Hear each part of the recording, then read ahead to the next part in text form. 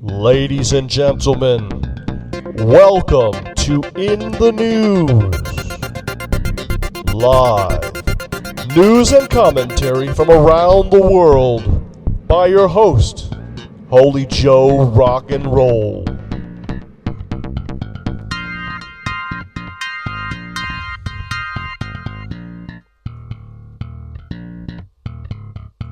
Well, good morning, everybody.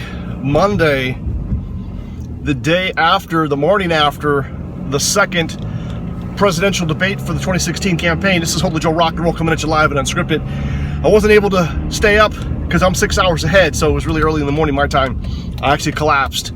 But watched it this morning, starting at like 5 a.m. my time.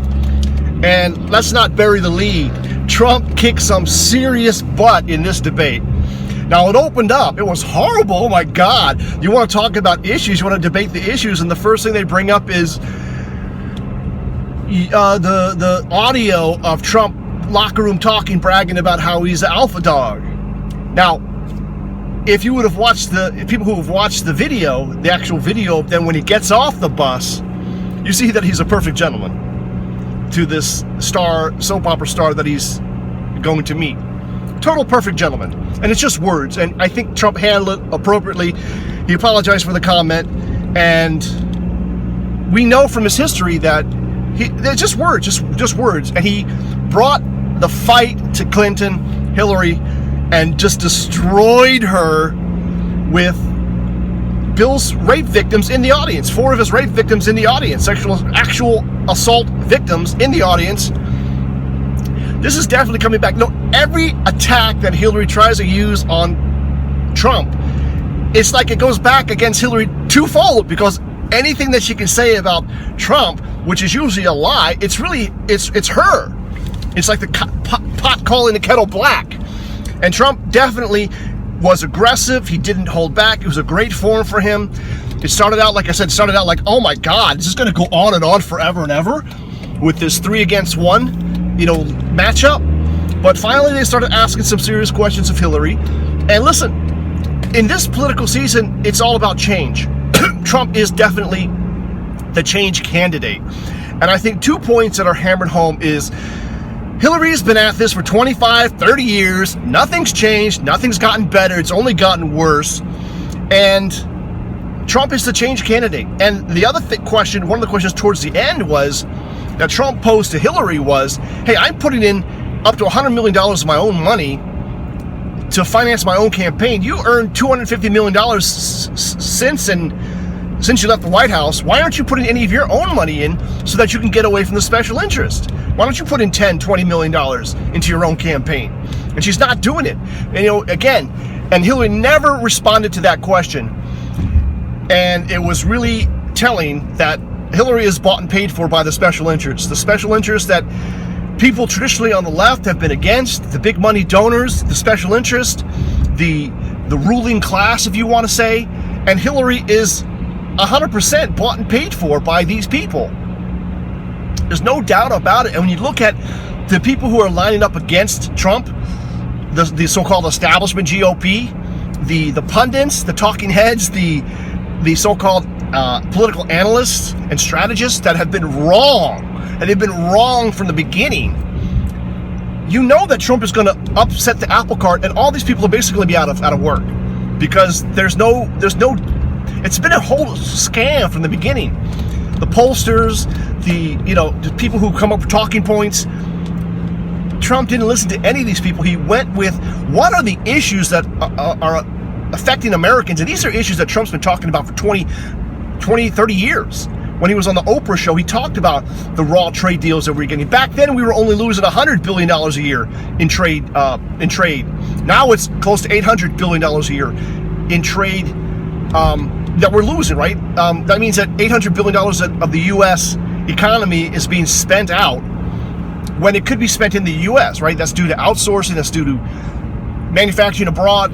We lost 50,000 factories, millions of jobs that typically would go to, let's say, lower skilled or blue collar people, factory jobs.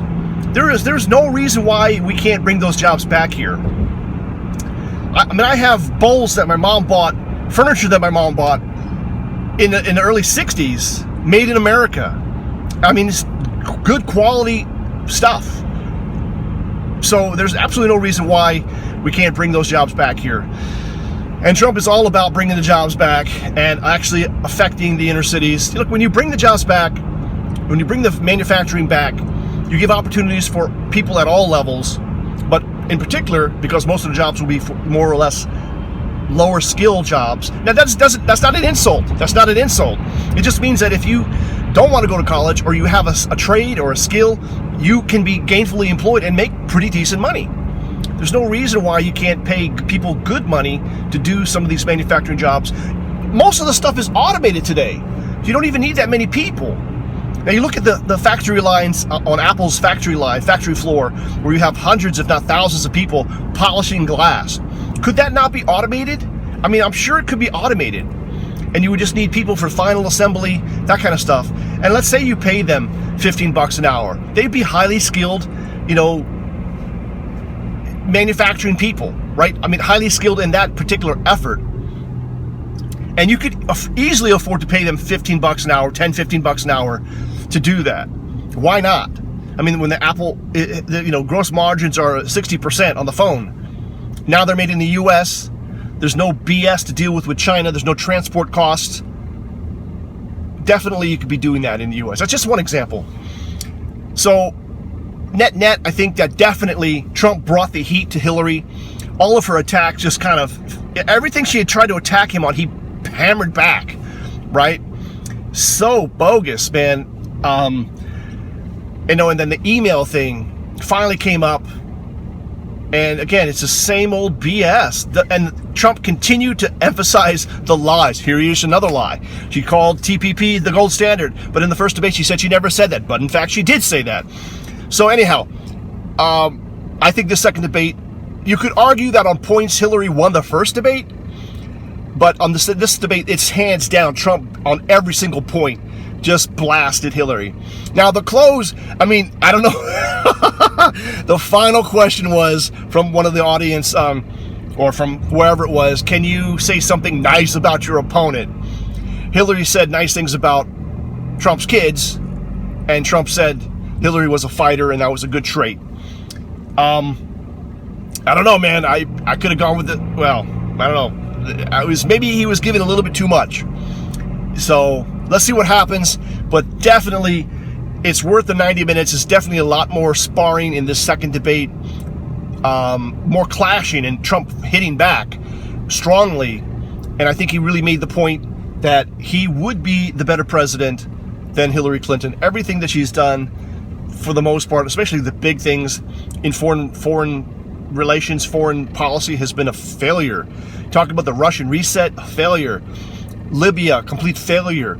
The policies in Syria, failure. I mean, Trump hammered home this one last thing here is,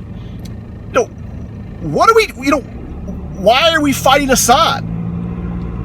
You might say Assad is not a good guy, just like we said Saddam Hussein was not a good guy. Who the freak cares? The country was stable, right? We provoked a so-called revolution in Syria, supporting these rebels, so-called rebels, who turn out to be ISIS, and Trump is 100% correct. Keep Assad in power, let him stabilize the country, and then we can deal with Assad, if we decide to deal with Assad. But for right now, fighting Assad, fighting ISIS, arming rebels, arming the people that we're trying to fight, makes absolutely no sense, and it goes again to the narrative that Hillary has bad judgment. And also, Obamacare, same thing. Thinks Trump's policy is a lot better. There's no reason why all those things that Hillary said were good, that you could stay on your parents' policy until you're 28, pre-existing conditions would be covered. There is no reason to expect those to go away. When you have open competition across state lines, these companies are going to have to compete for your business, and that means they're going to have to say, yes, we will accept pre-existing conditions. Maybe your fee will go up, maybe, I don't know, a few bucks a month, whatever, but they'll want you in their pool. They'll want you in that pool. They have to fight for those subscribers to their health plans. So that's the bottom line. Trump definitely blew the doors off this debate. I'm Holy Joe Rock and Roll. Remember to make it happen for the captain. Check out my 4 pro-Trump theme songs. I'm going to link them over here. Bam!